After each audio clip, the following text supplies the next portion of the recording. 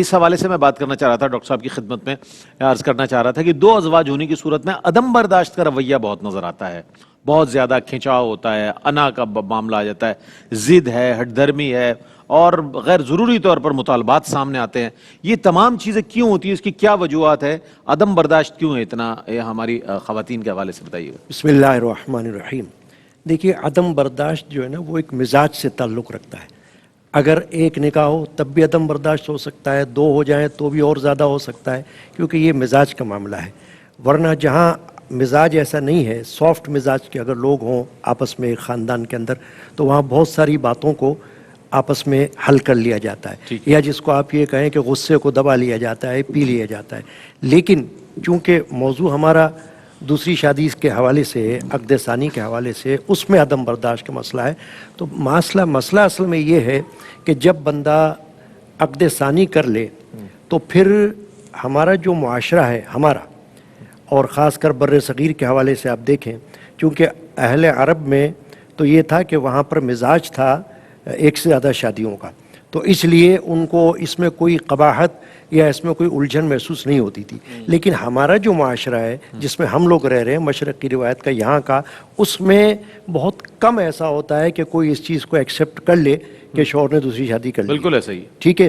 تو جب ایسا کوئی عمل ہو جاتا ہے تو عام طور پر یہ ہوتا ہے کہ میں نے یہ دیکھا ہے کہ جب کوئی دوسری شادی کرتا ہے تو جو پہلی والی بیوی ہے اس کے مقابلے میں دوسری کی طرف جھک جاتا ہے، کیونکہ ظاہر ہے جب وہ دوسری شادی کر رہا ہے تو کچھ سوچ کر رہا ہے نا، یا اس کو وہ پسند ہے یا پھر اس کا رجحان اس طرف ہو گیا ہے. تو اب ظاہر ہے کہ نیچرلی وہ یہ چاہے گا کہ میں زیادہ سے زیادہ وقت بھی یہاں گزاروں، زیادہ سے زیادہ سہولتیں اس کو پہنچاؤں.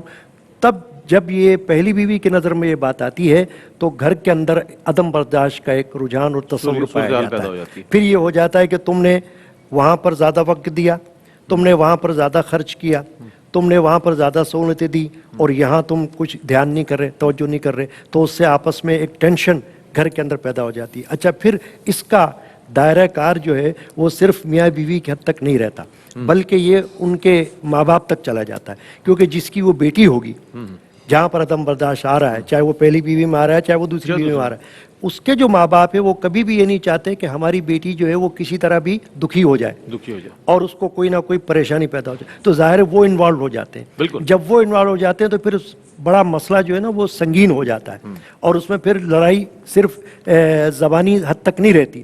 ہم نے تو یہ بھی دیکھا ہے کہ ہاتھا پائی تک نوبت پہنچ جاتی ہے، پولیس تھانے کچہری تک نوبت پہنچ جاتی ہے. تو اس کی وجہ یہی ہے کہ ابھی مفتی صاحب نے فرمایا تھا کہ دیکھیے شرعی طور پر تو کوئی اجازت کی ضرورت نہیں ہوتی، لیکن میں نے جیسا کہا ہمارا معاشرہ اس قسم کا ہے کہ وہاں پر اگر یہ بتایا نہ جائے، یا تو کوئی خفیہ عقد ثانی کر لے، یا اگر بتا کر بھی کر لے اور کر لے، تو پھر بھی اس چیز کو برداشت کرنا یا اس چیز کو قبول کرنا بہت مشکل کام ہوتا ہے. اس لیے کہ وجہ یہ ہے کہ بچے بھی وہاں ہوتے ہیں گھر کے اندر، اور بچے عموماً جس بیوی سے ہیں، جس بیوی سے ہیں، وہ بچے اپنی ماں کے سائڈ میں کھڑے ہو جاتے ہیں، اور وہ اس وقت یہ نہیں سوچتے کہ بھئی ہمارا باپ تو ایک ہی ہے، ٹھیک ہے نا، ماں الگ الگ ہے لیکن باپ ہمارا یہ بھی ہے، باپ کا مرتبہ وہاں پر پیش نظر رہنا چاہیے. تو وہ اس چیز کو نہیں دیکھتے. ظاہر ہے کہ پھر وہاں پر گھر کے اندر ایک ایسی فضا پیدا ہو جاتی ہے کہ یا تو گھر کے اندر مار کٹائی کی نوبت آ جاتی ہے، اور یا پھر یہ ہوتا ہے کہ علیحدگی کی طرف معاملہ چلا جاتا ہے. دونوں میں سے کوئی ایک کو رکھنا ہوتا ہے، پھر ایک طلاق کا مطالبہ کرتی ہے، اور جب طلاق کا مطالبہ کرتی ہے تو ظاہر ہے کہ اس کے ماں باپ بھی چاہتے ہیں کہ بھئی یا تو ہماری بچی سکھ میں رہے، اور نہیں تو آپ اس کو فارغ کر دیں، آپ فیصلہ کر دیں، کچھ بھی کر دیں. تو پھر یقیناً ایسا ہوتا ہے کہ آخر میں آ کے انجام ہم نے ایسا دیکھا ہے کہ نوبت طلاق تک پہنچ جاتی ہے، اور کورٹ کچہری کے معاملات ہو جاتے ہیں. اور پھر یہ بھی ہوتا ہے کہ اگر بچے چھوٹے ہیں تو پھر یہ ہوتا ہے کہ بچے کس کے پاس رہیں گے. اور پھر ایک بات اور میں نے دیکھی رئیس بھائی، کہ جب ایسے معاملات آتے ہیں تو اصل ظلم تو میں یہ سمجھتا ہوں کہ بچوں کے ساتھ ہوتا ہے، اس لیے کہ وہ ان معاملات میں نہیں تھے، ان کو تو گھسیٹ لیا گیا. بالکل، ٹھیک ہے نا. اب ان کے ساتھ ظلم یہ ہوتا ہے کہ وہ نہ ادھر کے رہے نہ ادھر کے رہے. اب ظاہر ہے کہ وہ جب باپ یہ چاہے گا کہ یہ میرے ساتھ رہیں، ماں یہ چاہے گی کہ میرے ساتھ رہیں، تو اب بچے دونوں طرف کھچاؤ میں آ جائیں گے کہ ہم کریں تو کیا کریں. کس کے ساتھ رہیں؟ جن کی طرف زیادہ جھکاؤ ہے ماں یعنی کہ کے، ہمارے باپ کے، پیدا کردہ مسائل ہے، یہ ہمارے اس کا پیدا کوئی تعلق نہیں ہے اس سے. مگر صحیح. ظلم زیادہ بچوں کے ساتھ ہو جاتا ہے، صحیح، صحیح. اور بچے ظلم کا شکار ہو جاتے ہیں. بہت اچھی بات کہی آپ نے. ہمارے پیدا کردہ مسائل، بہت سارے مسائل ہم نے خود سے وہ کر لیے ہیں، ان کے اختراعات کے جناب ایسا یوں یوں، جبکہ اس کو اگر صحیح طور پہ کشادہ دلی کے ساتھ ہینڈل کیا جائے تو بہت سے مسئلے پیدا ہی نہیں ہو سکتے اور اس کو بہت اچھے طریقے سے ریزالو ہو سکتا ہے.